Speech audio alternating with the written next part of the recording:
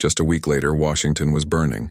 Not in flames, but in fury, whispers, and breaking headlines. The story that had begun inside a quiet courtroom was now consuming every corridor of power in the Capitol. What had been a tense confrontation between a veteran judge and a bold congresswoman had evolved into a national drama. News anchors spoke about it with the tone usually reserved for wars or scandals. The Crockett-Jones clash, one network declared. The day justice flinched, read another. Outside the Supreme Court, protesters gathered in droves. Some held signs praising Representative Jasmine Crockett as the people's voice. Others condemned her as a threat to judicial order. The divide was as clear as the lines drawn on party maps, but the energy was new, raw, and unstoppable. Inside her congressional office, Crockett's team watched the coverage unfold on a dozen screens. They could see it. Her words from the courtroom replayed, analyzed, dissected. With all due respect, Your Honor, so does contempt for the truth. That one line had become a rallying cry, a hashtag, a movement, but the backlash was equally fierce. Conservative pundits called for her censure. One senator demanded a formal investigation, calling her conduct a disgrace to the institution of Congress. And yet, every attack only amplified her voice.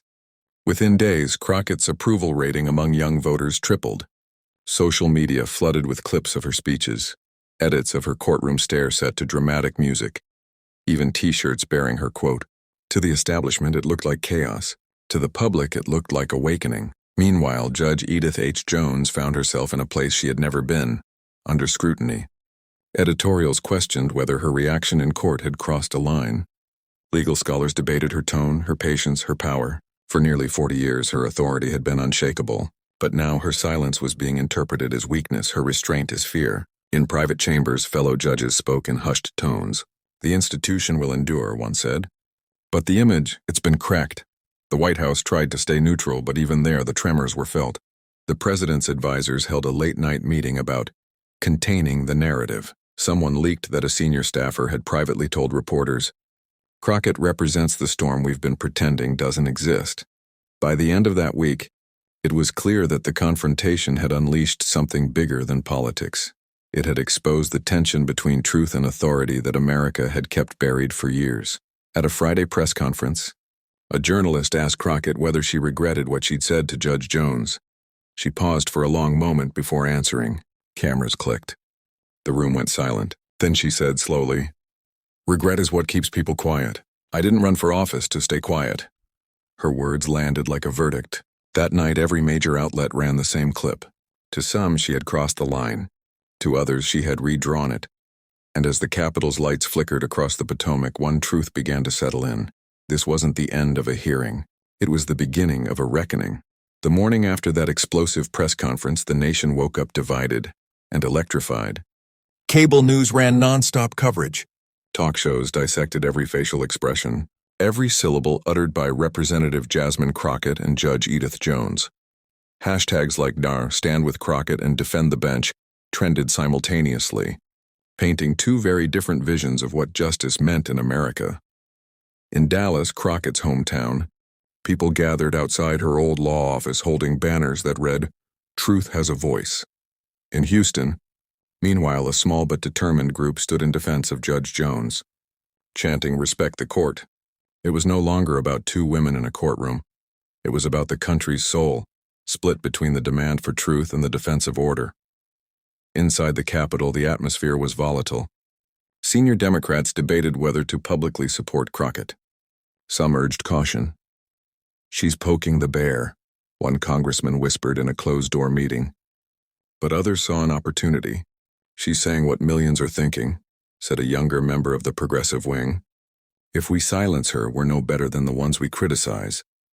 On the Republican side, the reaction was swift and fierce.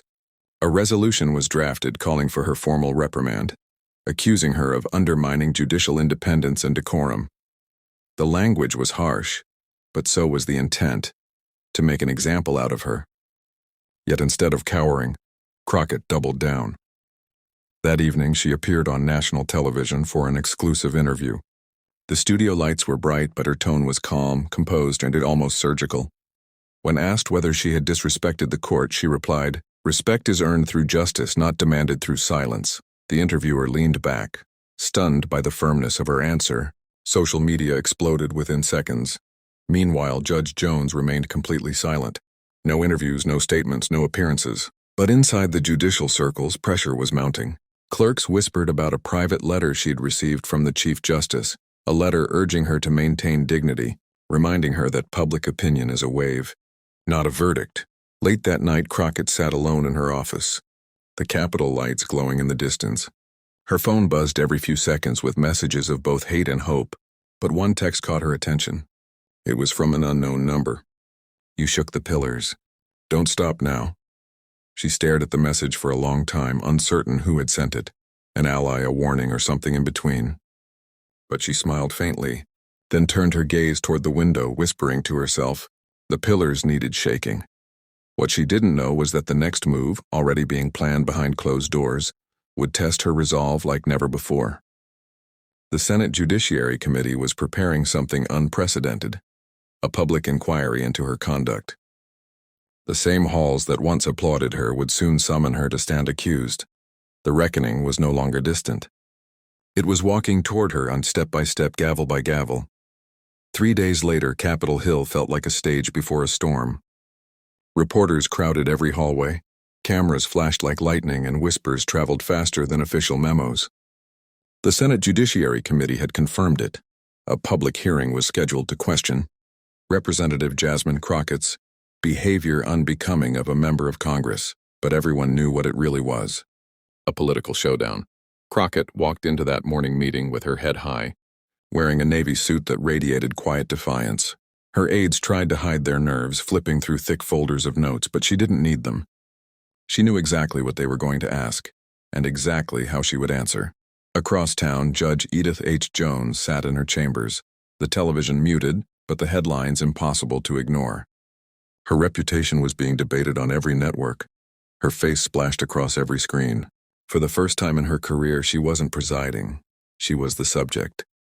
And that cut deeper than she would ever admit. The hearing began at 10 a.m. sharp. The room was packed. Senators, journalists, and curious onlookers filled every seat. Senator Graham, the committee chair, tapped his gavel once and said, "This is not a trial. This is an inquiry into conduct." But the tone of his voice betrayed his intent. He wanted blood. Crockett sat calmly as questions rained down. "Do you believe you acted with respect toward the judiciary? Do you stand by your remarks that a federal judge showed contempt for the truth?" Each time her answers came like a metronome, steady, measured but edged with conviction. "I respect every branch of government," she said. But respect does not mean surrender. Some senators leaned forward, others rolled their eyes. Cameras zoomed in. The audience barely breathed. Then Senator Matthews, known for his sharp tongue, went for the jugular. "Representative Crockett, do you think your viral fame has made you forget that you're not above the law?" Crockett's eyes met his. For a moment, the entire room seemed to stop. Then she replied softly, "I didn't become famous for breaking the law, Senator. I became visible for refusing to break my silence." The silence that followed was thunderous. Outside, the crowds had doubled. Protesters and supporters clashed across the barricades, chanting her name, waving signs and shouting slogans. It wasn't just about her anymore. It was about power, truth, and the limits of dissent in a democracy built on both.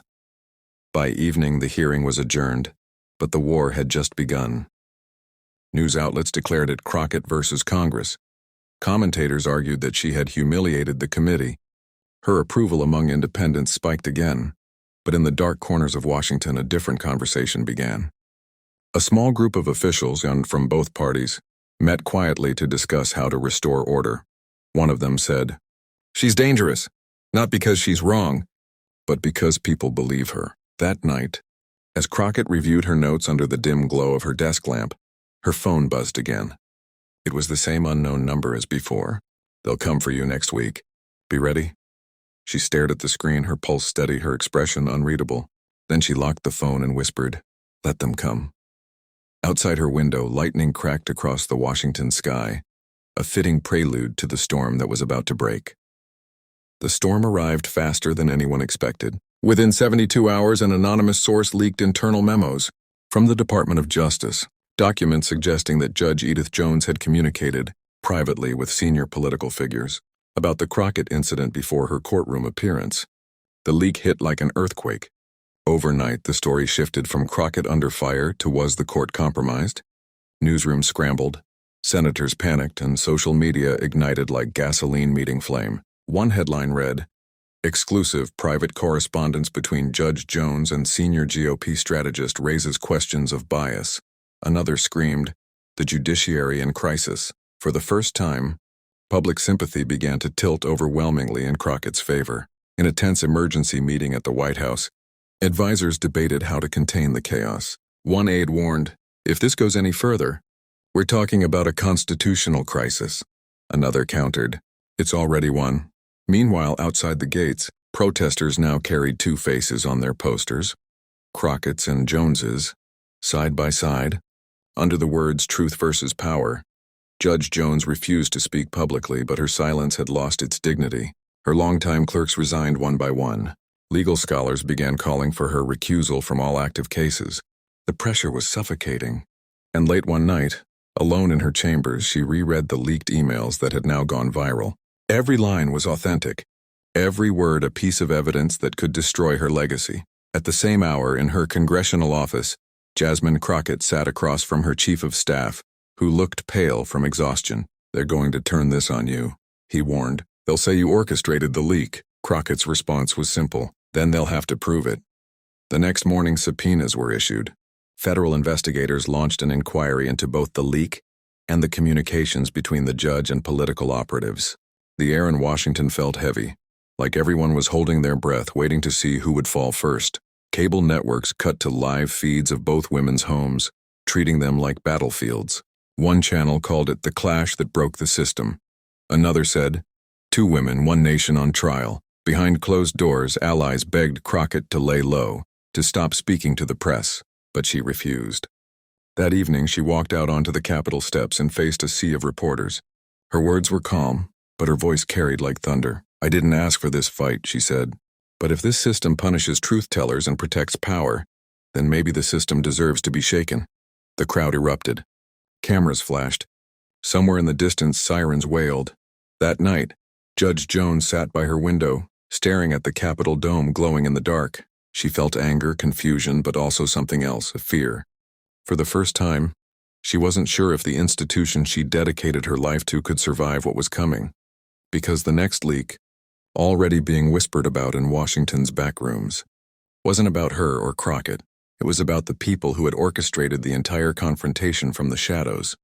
And when those names surfaced, the scandal wouldn't just shake Washington, it would break it. The next dawn in Washington didn't feel like morning. It felt like the edge of something collapsing. Overnight, a second wave of leaks had detonated across every major network. Encrypted chat logs, donor lists, and private strategy memos surfaced, exposing that several high-ranking officials from both parties had quietly conspired to use the Jones-Crockett confrontation as a distraction from an ethics probe involving federal contracts. It was no longer a scandal. It was a meltdown. The messages painted a picture of manipulation at the highest levels.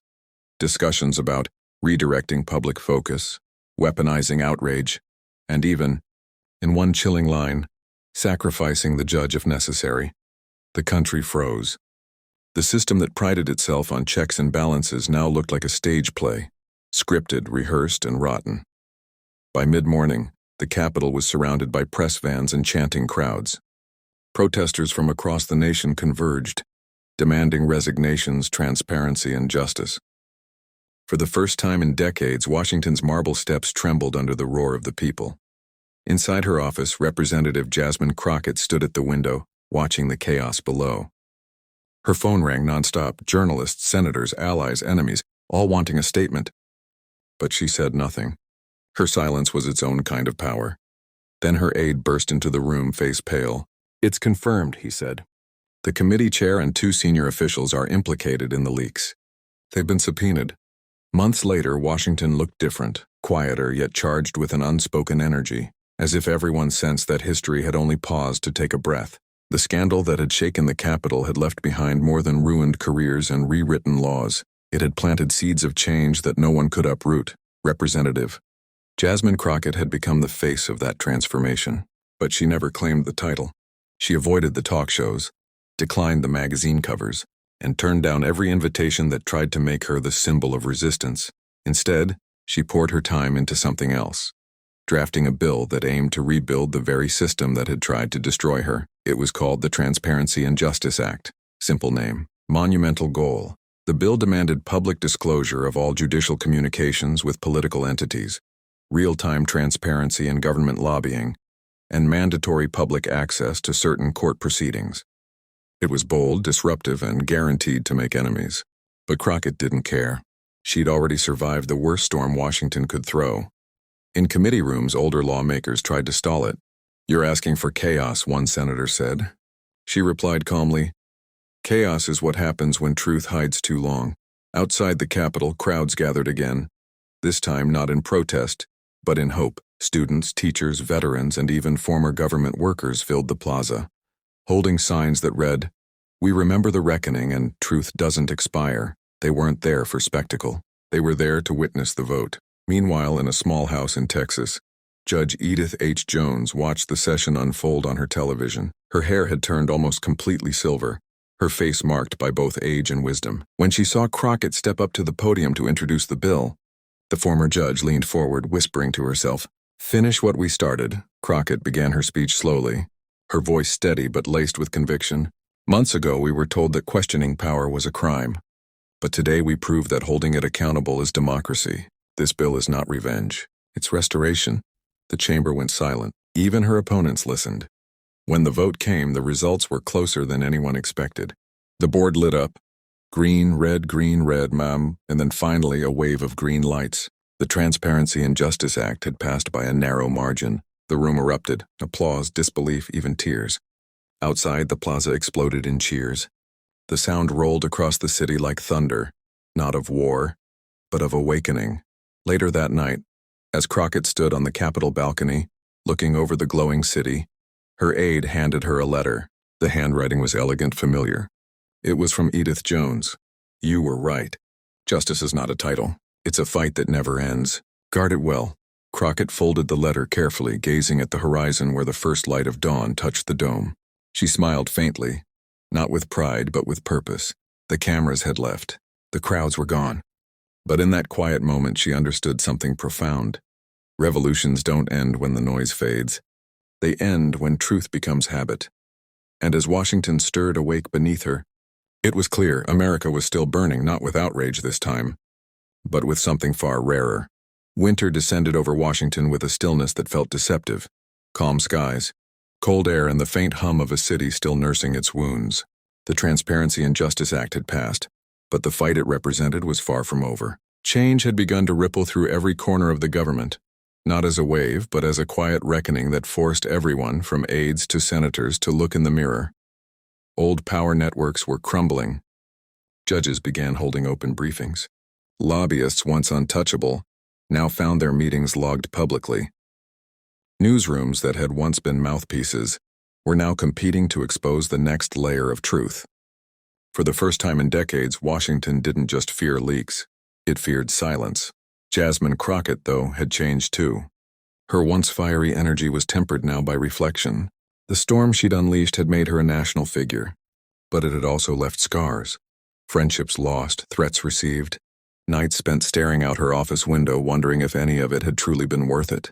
Yet every time she doubted, she thought of the people she'd met on the road.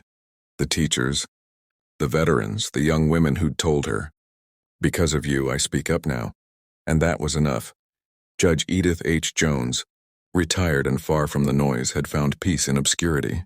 She spent her mornings walking through a small Texas park, greeting strangers who didn't recognize her, and her evenings writing quietly at her desk. Her notes, reflections on law, power, and redemption, would later become a book that scholars would study for years. Its final line read, "Truth and power cannot coexist in silence. One must speak, and the other must listen." Months after the Act's passage, Crockett returned to that same courtroom where it all began, the echoing chamber that had once witnessed her defiance. It was empty now, sunlight streaming through tall windows, dust floating like memory in the air. She stood in the very spot she had faced Judge Jones and whispered, "We didn't destroy it. We just made it honest." As she turned to leave, a security guard, older, quiet, nodded at her. "Didn't think I'd see you back here," he said softly. "Not after all that," she smiled.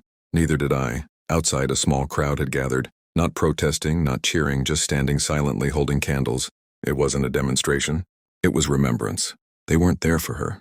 They were there for what she represented, that sometimes one confrontation can awaken a country. That night, as the Capitol lights reflected on the Potomac, the world finally seemed to exhale. The chaos had ended, but the lessons remained.